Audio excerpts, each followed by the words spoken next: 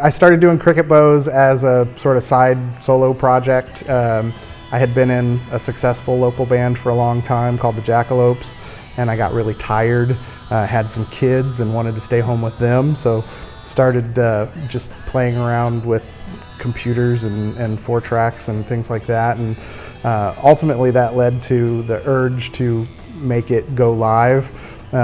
My buddy Michael Bissig here was a good client in my tattoo chair. That's right. And we talked music a lot, so I talked Mike into helping me string this band of misfits together, and there it was. I had another friend that I was gonna start writing songs with, and we never actually even did anything, but the songs that I had partially written for my thing with him, it was gonna be called Reverend Chad Wells and the Cricketbows.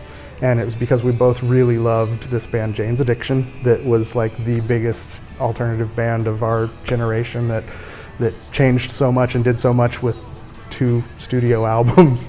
And but in what is their Stairway to Heaven, 3 days, Perry Farrell says, "My head it landed to the sound of Cricketbows."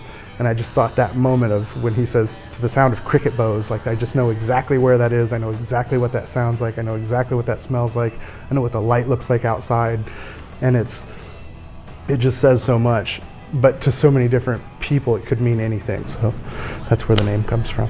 What we write about is it's really kind of multi-layered, and at the basis I think the best sort of rock and roll songs are things that anyone could potentially relate to. So there's stuff in there about you know, my love of my wife, or you know, our childhood memories growing up, things like that.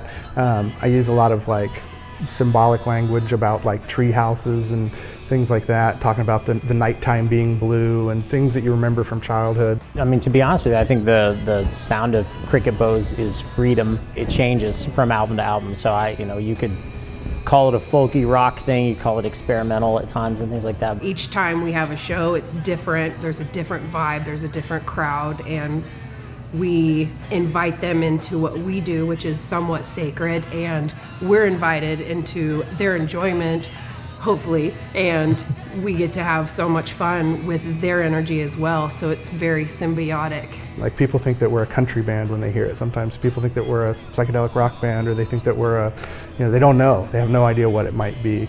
So, but it always speaks to something. Oh, I thought it might be this, and so it's recognizable, but still extremely alien, and I think that's kind of what we're about.